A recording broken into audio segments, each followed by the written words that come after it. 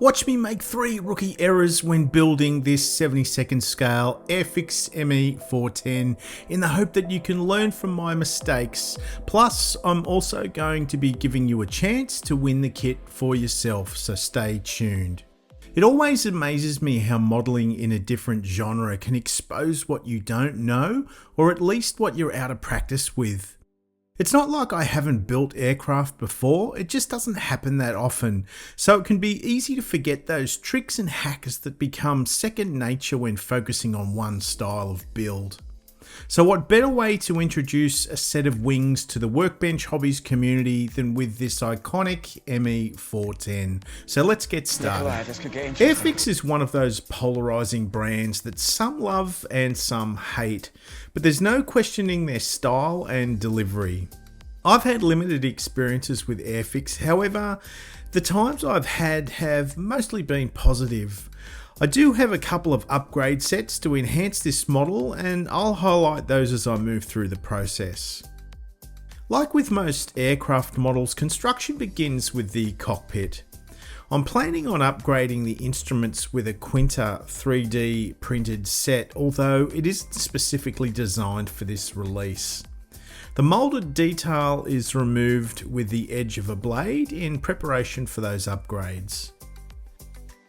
The observation window is pre-masked and carefully glued in place, with a couple of holes drilled in the version of the aircraft I'm planning on building.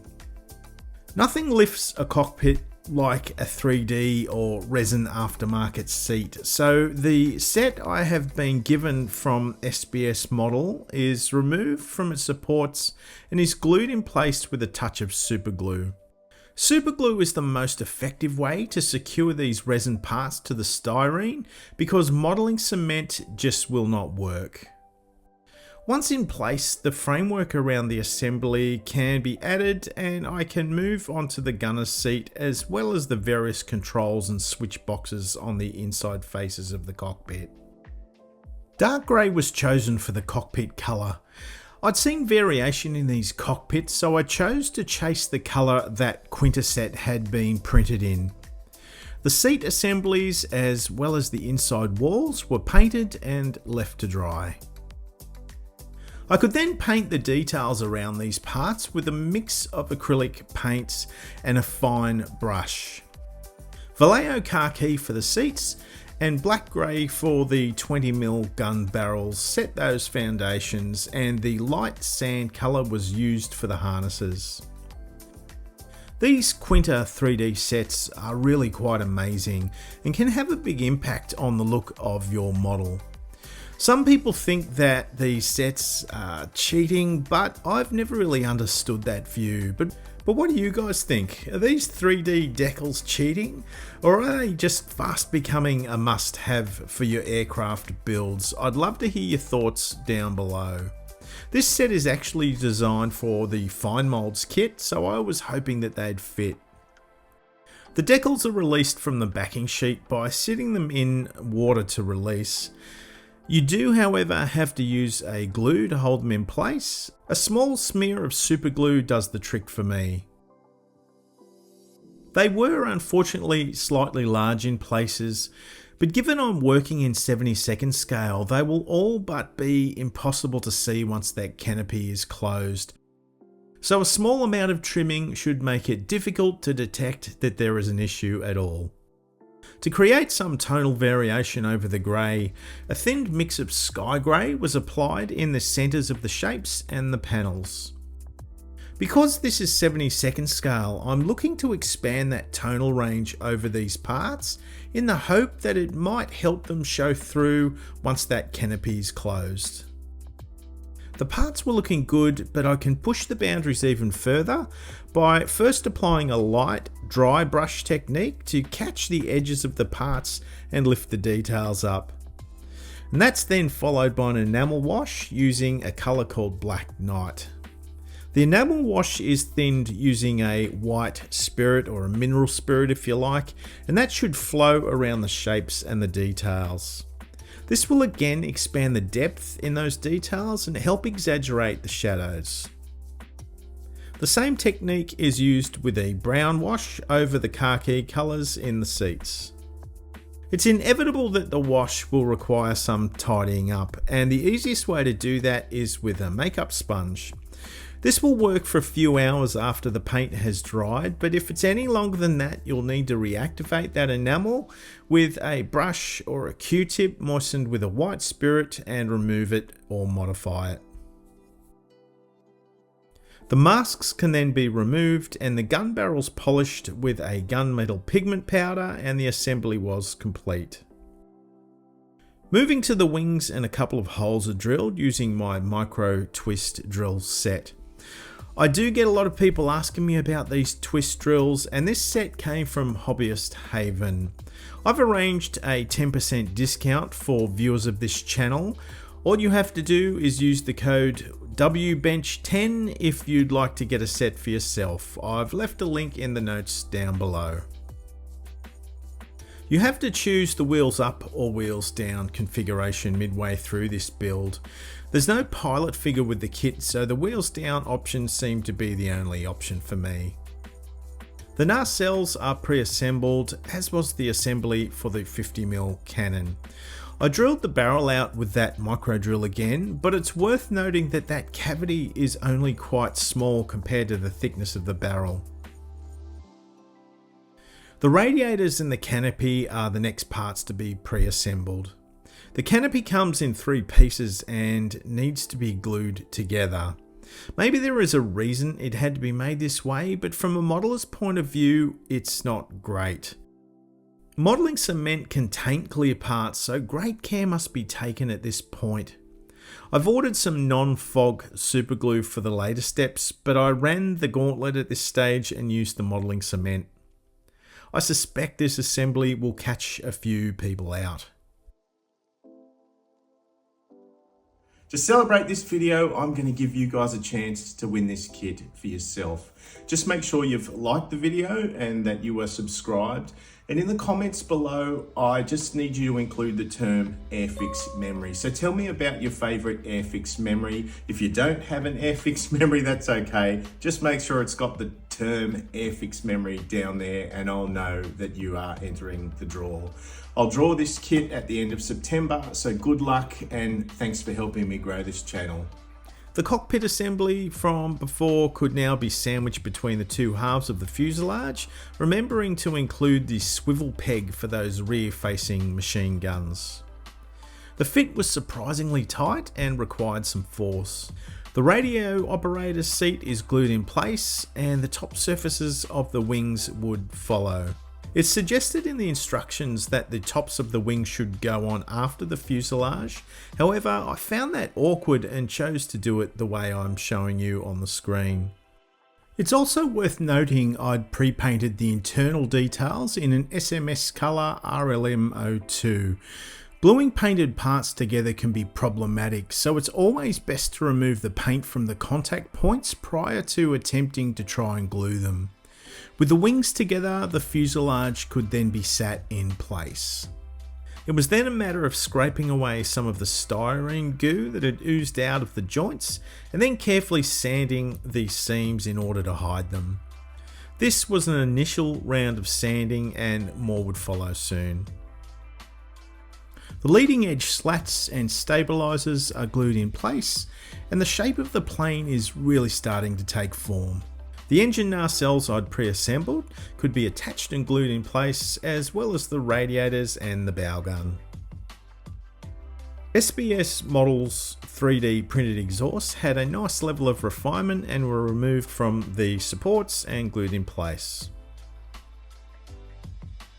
The rear-facing guns can now be attached, but care must be taken to only glue them to the swivel and not to the fuselage. This will ensure there is movement in the part and the 2 guns will move in unison. I'm calling my first rookie error here because I should have left these guns off until the end because handling the model was damaging them. There were significant gaps where the wings met the fuselage, so I filled them with a generous amount of perfect plastic putty. Which leads me to my rookie error number 2. I really should have applied masking tape over the parts to avoid tainting the detail around those parts that didn't require filling. Instead, I'll have to try and reinstate the detail down the track. So don't make the same errors I have done here. After a few hours, the excess putty is easy to remove with a Q-tip moistened with isopropyl alcohol. This should leave the filler in the deepest recesses, hence filling those gaps. The clear section at the nose required to be glued in place, however it was awfully loose. I warmed the plastic up with a hairdryer and tried to squeeze the fuselage halves together to close the gap. It worked reasonably well and the front clear part was glued in place with that no fog super glue, although I'm not sure the glue lives up to its title. Again, this is an attachment point that may catch the unwary modeler off guard. PVA glue dries clear and won't taint clear parts, but this joint needed to have a fast bond and it needed to be strong, which is something that the PVA glue just wouldn't give me. The superglue was then applied around the cockpit and the canopy, and that was set in place. These canopies are a virtual spider web of framework, so I would highly recommend picking up a mask set to make your life easier. I had one for a different manufacturer, but soon discovered it was not going to be of any use to me as the sizes were different. There are dedicated sets for this AIRFIX kit, however I found them near impossible to buy, at least here in Australia. I toyed with the idea of masking the shapes with a liquid mask, but chickened out before I could spray that first colour. I decided to recreate a mask set for myself. The shapes were drawn and modified in Adobe Illustrator, and I then cut them and refined them on my vinyl cutter. I'll be making this set available for sale through my website, plus I'll upload the shapes for my killer kangaroos over on the Patreon page. And while on Patreon, a special thanks to my killer kangaroos. I'm loving watching that community grow and seeing you guys helping each other out with each other's projects. And of course, thank you to my wombat warriors. Patreon is free to join with no obligation whatsoever, and once you're there you can choose the tier that suits you best. There you have the opportunity to access weekly bench updates, ad-free videos, access to 3D print files and discounts on mask sets. You'll also be helping me create and improve this content. So here is rookie error 3. There is internal bracing in this canopy that should have been painted prior to attaching it. There's not much I can do now, so I've pressed on. With my newly designed mask set all in place on the canopy, I sprayed the framework in a black, as this will be what's seen from the inside of the glass. Spraying the black exposed some gaps that required filling, so a small amount of black superglue was used to fill them. I like the black superglue because it's easy to see against the model and it also sands really nicely and really easily. Once satisfied, the model was primed in a Mr. Surfacer Grey straight from the rattle can. Scribing tape is essentially a thick piece of tape I can use as my scribing guide to keep the blade on track. The tape is laid in place and the scribing tool is carefully pushed across the plastic to establish my scribe line, and then is dragged across the plastic with only a light pressure. The pressure increases once the blade has found its path, and the process continues until the panel line is a similar weight and depth to the one I'm trying to re-establish. Whilst I won't call my scribing a rookie error, I will acknowledge I have a long way to go to achieving scribing mastery. You're young, kid. You got a I long wanted way to to have go. some fun with weathering this model, so it was painted in an SMS aluminium, which would come back to bite me, but I think you've seen me make enough mistakes for one day, so it's a good time to wrap this episode here. So whilst I'm hardly a rookie modeler, building this kit was a reminder of that old adage of use it or lose it. Not lose it in terms of the basic modeling skills, but lose it in terms of those little tricks and hacks that will ultimately make the build process more efficient and enjoyable, and will give you a higher quality model to build your paintwork on. Yes, scale modelling in general uses the same glue, the same paint, and essentially requires the same basic skill set, but each genre in this hobby requires a unique set of skills to achieve mastery, which is why a lot of modelers build one genre and rarely consider straying away from that. For me though, I enjoy the challenge of building different subjects as it keeps things fresh and interesting.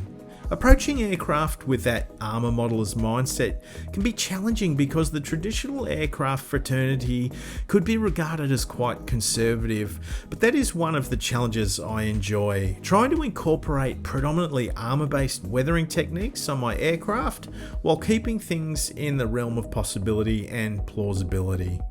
But let me know in the comments below if you like to stick to the one genre or if you like to expand your boundaries in terms of the subjects you're willing to have a go at.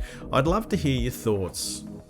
If I've added some value today, please remember to hit the like button and be sure you're subscribed. This channel needs your help to grow, and those couple of clicks mean you have played your part in helping me connect with a greater audience, and that's going to be good for everyone. Don't forget to enter the competition. It's open to everyone, no matter where you live. Be sure to join me in a couple of weeks where I'll take you through the painting and the weathering stages for this Me410. Remember guys, this is the greatest hobby in the world. Share it with your family and share it with your friends, and let's be proud of what we do. Until next time, I'll see you soon.